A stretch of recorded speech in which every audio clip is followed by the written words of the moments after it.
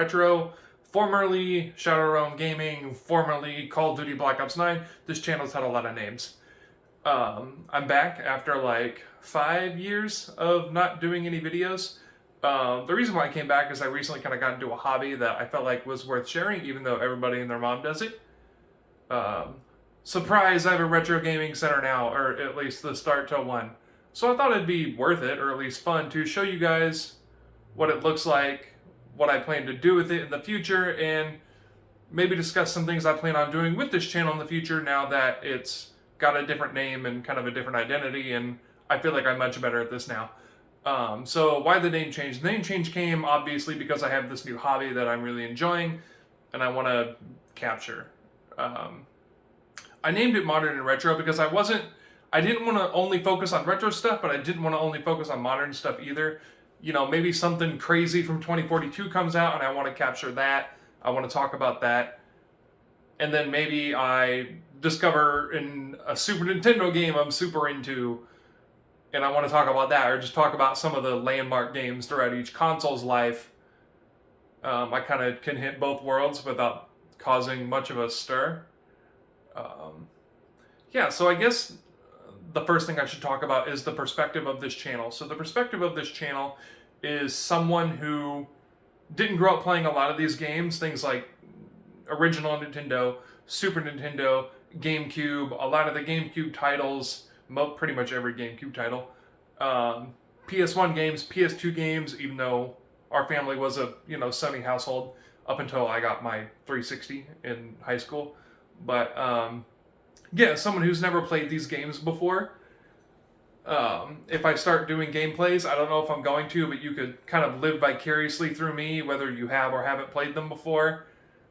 And I think that'll be a lot of fun. So just to kind of give you a quick rundown of this new cute little setup I got going here. Let me know what I can improve on it. One thing I will say, don't tell me to get a CRT. They give me headaches because of the scan lines, so I don't plan on getting one. But when you see what I have, it'll make way more sense. Alright, so here you go. Camera flip. This is my cute little setup here. I know it's a little zoomed in. I'm filming on my S21 Plus. I'm filming in 4K. It won't let me zoom it out, which is awesome. But it works. It's fine. So this is my little setup right here. This is just my girlfriend's old IKEA Calyx. I don't know how to pronounce it. I think it's Calyx. That she's had forever. It used to be in our closet, but we cleaned it out and put it in here because look how nice it looks. From left to right, we have my Retro Duo, my PS2, my Wii. Both of these consoles are soft modded because of course they are. And that fourth one, there's a little slim PS2 hiding right there, and there's kind of a bunch of miscellaneous memory cards and blank DVDs and stuff. And then in the bottom there we have game storage, accessory storage, whatever. I do have an original Xbox coming from Goodwill's online store that'll be here next week, hopefully. Fair warning, if you shop at Goodwill's online store, it's going to take a while to arrive. You get good deals there, but you don't quite get the faster shipping that you get with eBay, so whatever. But I couldn't find a decent one on eBay. They were all like $80, so I'll wait a little bit for shipping if it means I save some money for sure. So the kind of magnum opus, if you want to call it, I guess, of this setup is the monitor. And I know a lot of you are I mentioned getting headaches from CRTs earlier, and that's kind of an important reason I have this LCD monitor. I don't want to, play for half an hour, get a migraine that I can't play anymore. That's lame. This is a Dell 2007 WFP 20-inch monitor. What makes this monitor unique is that it has both a composite and S-video input, which even for back then, that's not super common. Usually monitors back then had DVI and VGA, and that was about it. That was about all you had.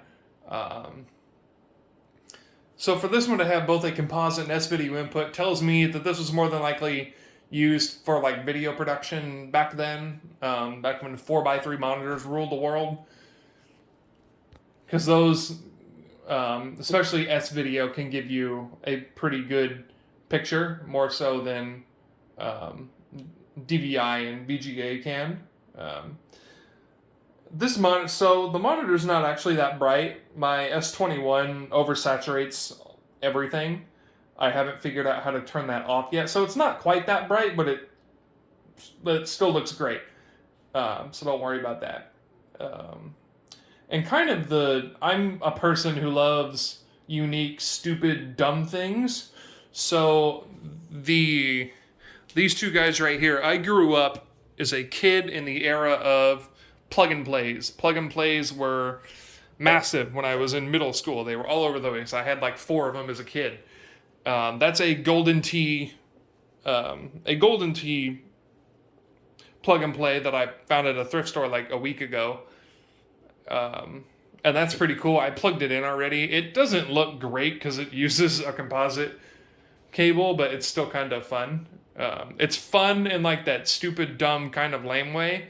And then there's this poker one, which I haven't plugged it in yet and tried it out, and I need to. But also, I found, obviously, you can tell I found that at a Goodwill, but that looks like it'll be a good time. Just turn it on, play some poker, and shut it off. It's got wireless controllers, so you can play with friends. That's kind of interesting. So that might be a fun party thing.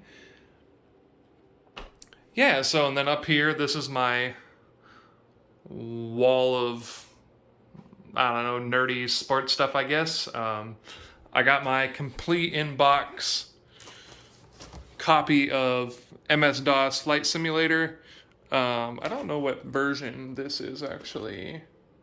This is version 5.0, so it's not a 1.0 copy, but it's the original Microsoft Flight Simulator, just not the first version of it, not 1.0. But I found that at Goodwill. It's complete in box, and the box is in great shape. So that's why I bought it. I was like, oh, cool, that's an MS-DOS copy of Flight Simulator, complete in box. I gotta grab that. And then my copy of Tecmo Super Bowl, which is complete in box and in great shape. Played it, tested it, works. I have no idea how to play Tecmo Super Bowl, so I'm awful at it. So I'll probably end up selling that at some point.